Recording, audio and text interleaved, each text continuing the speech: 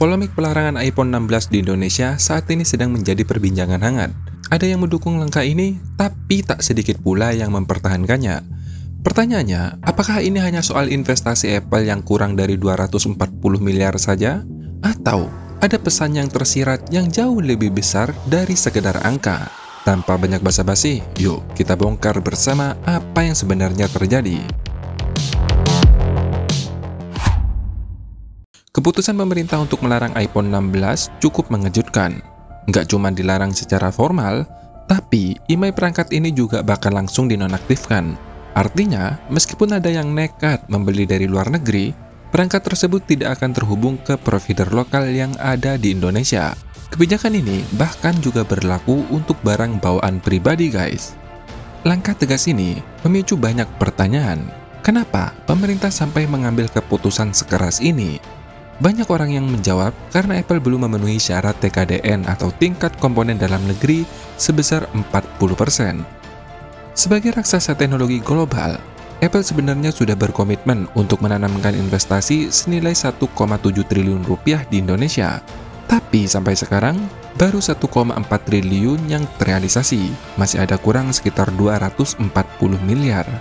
Melihat hal ini, memangnya Apple perusahaan seperti apa? Terlihat sangat sulit untuk berinvestasi di Indonesia. Apakah mereka kesulitan keuangan? Atau mereka memang tidak menganggap kita penting? Apple merupakan perusahaan teknologi multinasional. Selain produk-produknya yang canggih, total aset Apple mencapai sekitar 3.000 triliun US dollar atau sekitar 49.000 triliun rupiah.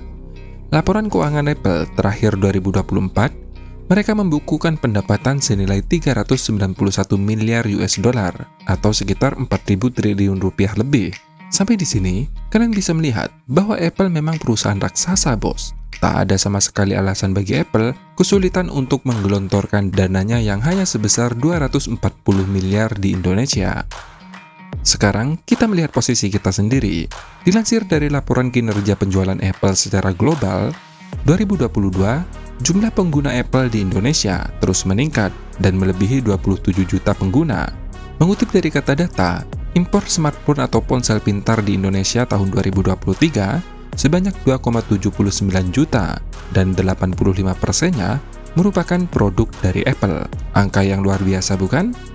Tetapi, jika kita melihat pengguna Apple secara global, Indonesia bukanlah apa-apa. Justru, pengguna Apple terbanyak di dunia berasal dari negaranya sendiri, yaitu Amerika, yang menguasai sekitar 58% dari total penduduknya yang sekitar 346 juta penduduk. Itu berarti ada sekitar 200 juta user Apple di sana. Kemudian, juga diikuti oleh Cina, sebanyak 24,22% dari total 1,4 miliar user.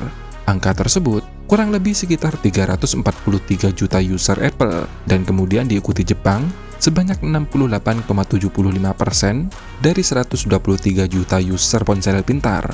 Itu berarti ada sekitar 84,9 juta user Apple di Jepang. Melihat data ini, posisi nilai tawar kita untuk bernegosiasi dengan Apple sebenarnya sangat lemah karena tak mempunyai pengaruh yang besar pada penjualan Apple secara keseluruhan, bro. Tetapi, permintaan pemerintah pada Apple untuk berinvestasi di Indonesia juga gak sepenuhnya salah, karena impor sebanyak 2,79 juta di tahun 2023 tadi, angkanya mencapai 2 miliar US dollar atau sekitar 32 triliun. Dan satu lagi, dibandingkan dengan Singapura yang hanya 1,6 juta pengguna Apple di sana, namun Coke berinvestasi di Singapura mencapai 4 triliun rupiah, sangat timpang jauh dibandingkan di Indonesia yang penggunanya 15 kali lipat lebih dari Singapura.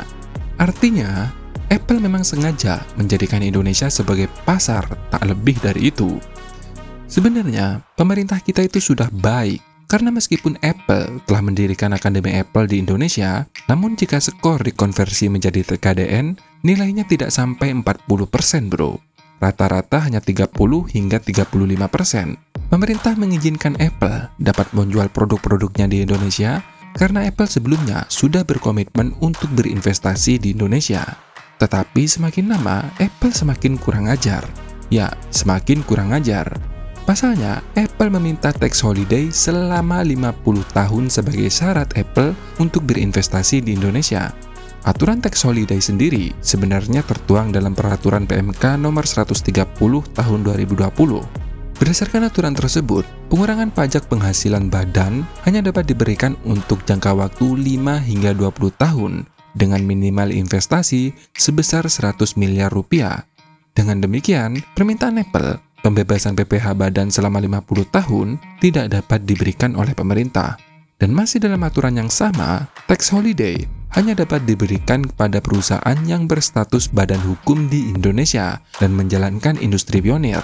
Nah, kriteria industri pionir dalam aturan tersebut, industri harus memiliki keterkaitan yang luas, memberikan nilai tambah dan eksternalitas yang tinggi, memperkenalkan teknologi baru, dan memiliki nilai strategis bagi perekonomian nasional. Artinya, yang mendapatkan tax holiday memang benar-benar industri manufaktur, seperti perakitan atau pemurnian kalau di sektor tambang, bukan sekolah atau akademi yang dibentuk oleh Apple di Indonesia. Selain itu, masalahnya bukan hanya terletak pada tax holiday-nya, tetapi nilai investasinya yang hanya cuma 132 miliar rupiah. Ingat, itu rupiah bro.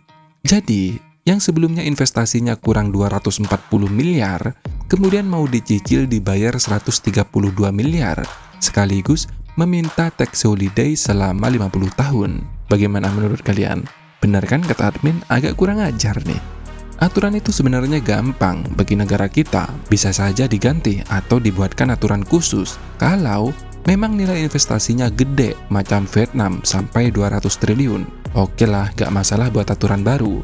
Indonesia pernah kok melakukan hal yang sama, misalnya dulu seperti Freeport, karena investasinya besar, totalnya sampai 549 triliun.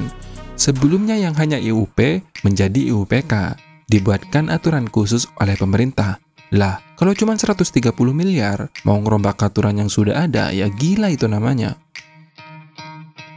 Pelarangan masuknya Apple ini sekaligus menjadi kode atau pesan kepada semua brand-brand asing oleh pemerintah.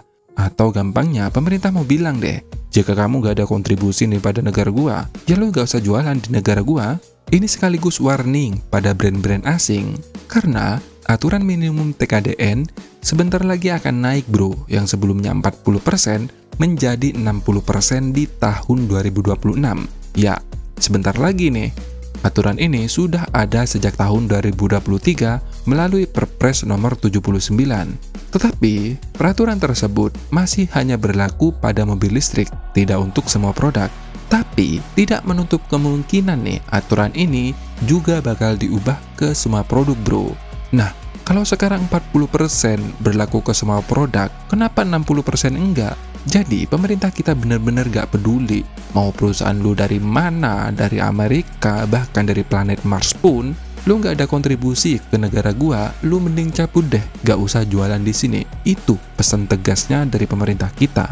Gak adil rasanya kalau iPhone 16 bisa masuk ke Indonesia tanpa TKDN.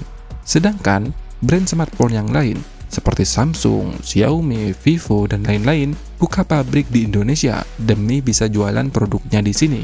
Mereka yang berinvestasi di Indonesia pasti mikir lah, gak sia-sia nih gua invest di Indo, gua ada jaminan produk gua laku, karena yang gak punya pabrik gak boleh masuk, seperti itu bro. Nah, gimana nih menurut kalian? Apakah kalian setuju kalau aturan TKDN ini diperketat ke semua produk hingga bahkan ke barang-barang pecah belah? Biar nggak ada lagi tuh tumbler dari Cina, mangkok dari Cina, asal nyelonong gitu aja di negara kita. Silahkan tulis pendapat kalian di kolom komentar. Semoga informasi ini bermanfaat. Terima kasih sudah menonton dan sampai jumpa.